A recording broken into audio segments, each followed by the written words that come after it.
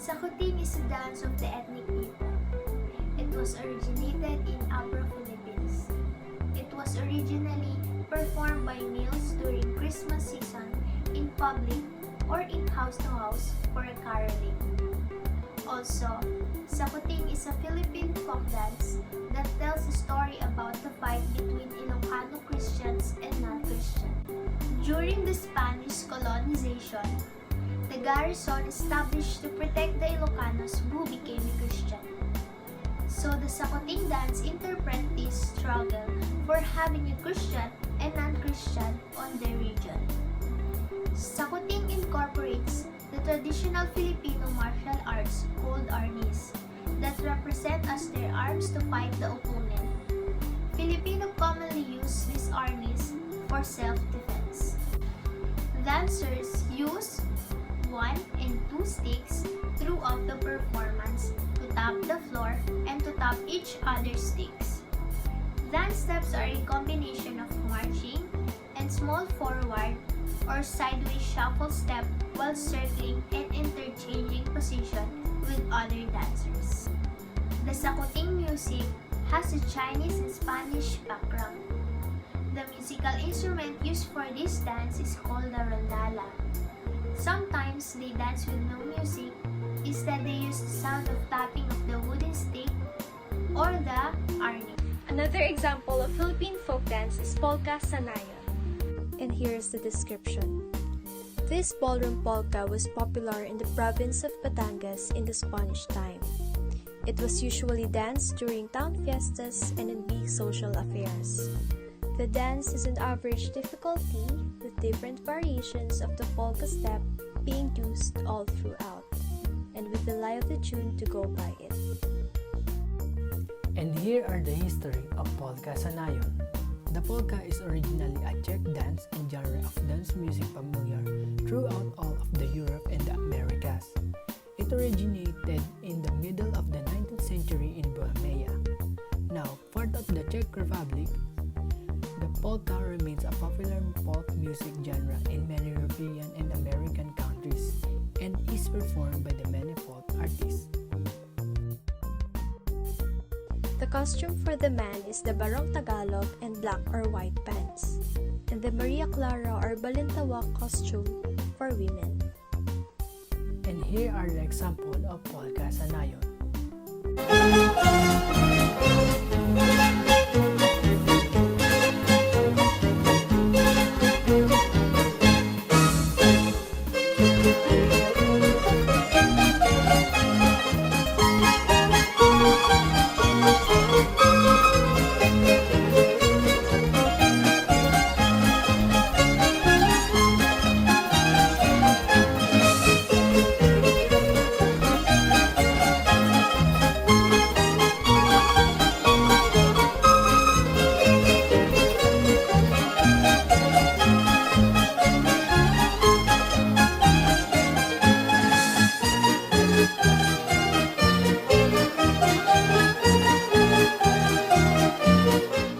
For the music and count is 1 and 2 and to a measure.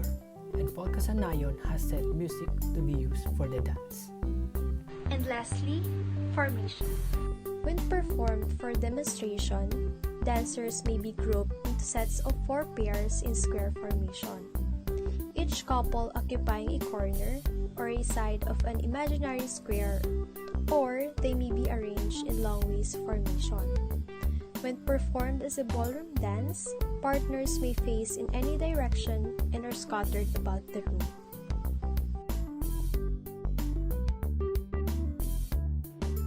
Hello everyone! So for today is we're going to be talking about the brief history about the Subli dance.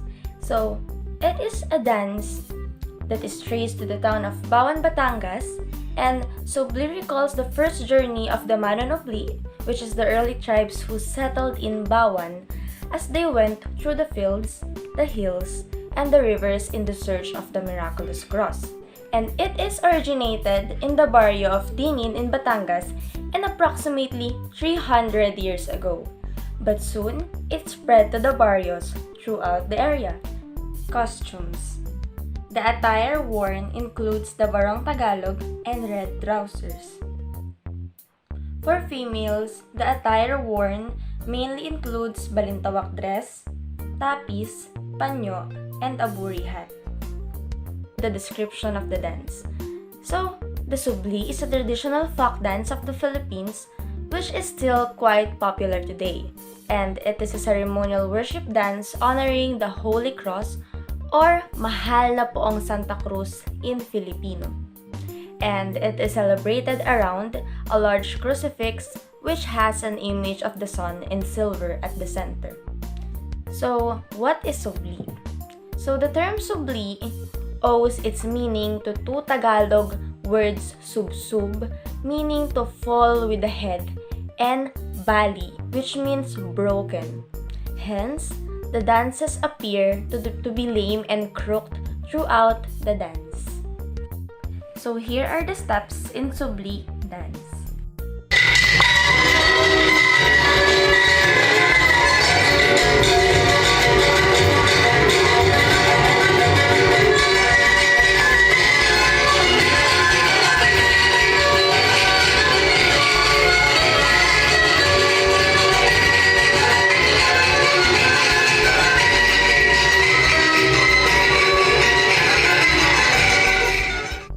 So, Lapay Bandig Folk Dance. So, what is Lapay Bandig Folk Dance? So, Lapay Bandig Folk Dance is celebrated during annual city anniversary on 30th day of September.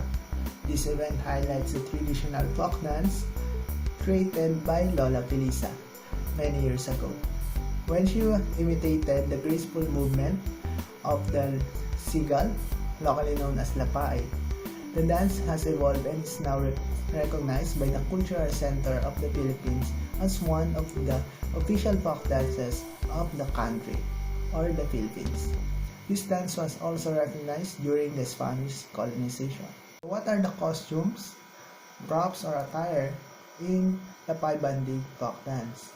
For girls, they wearing kimono and long skirts for the costume of Lapay Bandig with a cloth piece headband. Meanwhile, for boys, they wearing the barot saya or camisa de chino. What are the basic steps of Lapay Bandig? Lapay Bandig is danced at tune similar to the Magtanim ay Tibiro, a play for good harvest and healing from Saint Philomena, and an expression of gratitude to the patroness of bountiful fishing. Lapay Bandig has three basic steps. First one is sway their arms and bend to the ground and look upward to the sky. National artist Ramon A. Ubusan noticed the uniqueness and ingenuity of the Lapay and the Bandig while researching native dances in the country, according to Esperanza Danao Carullo, designated city tourism officer. She said it was Ubusan who combined the movements of two dances into the Lapay Bandig. That blend was formally introduced as one of the original folk dances in the country during the National Folk Dance Workshop at the Cultural Center of the Philippines and Folk Arts Theater in 1997. It was launched during the first Lapay Bandig Festival on the second anniversary of the cityhood of Masbate in September 2000. Lumad. Lumad isn't particularly a folk dance, but people of Mindanao. So who are the Lumad? The Lumad are a group of Austronesian indigenous people in the southern Philippines. So what does it have to do with folk dance? But first, I will tell you their history first. During Ferdinand Marcos' martial law era, the word Lumad originated from a political awakening among tribes. In June 1986, representatives from 15 tribes decided to accept the name. There were no delegates from the Tiboli's largest groups, the Teduray. And ever wondered who are the 15 tribes in Lumad? Let me give you at least 3 to 4 tribes of Lumad for the sake of time. First one is Manobo, second one is Balaan, third is Baloi, and the last one is Tigwahon. For this video, I will be focusing on one folk dance of Manobo, the Kinugsik-Kugsik. Its origin came from Santa Maria, Agusan del Norte.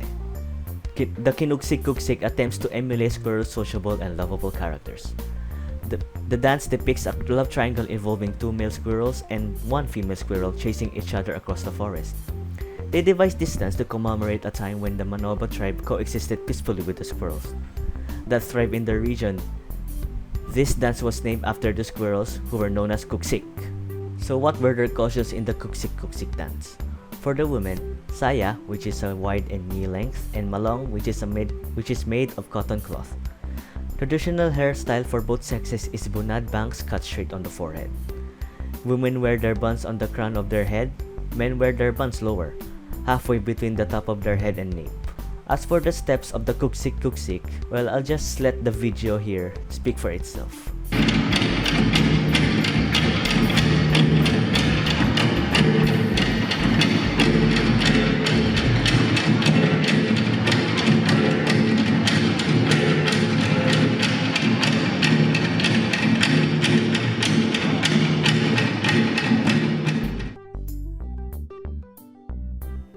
Kini-kini dance is a delicate and refined movement used by Muslim women in the Philippines to demonstrate modesty and humility.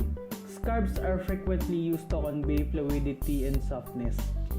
Maranao women perform this dance with scarves.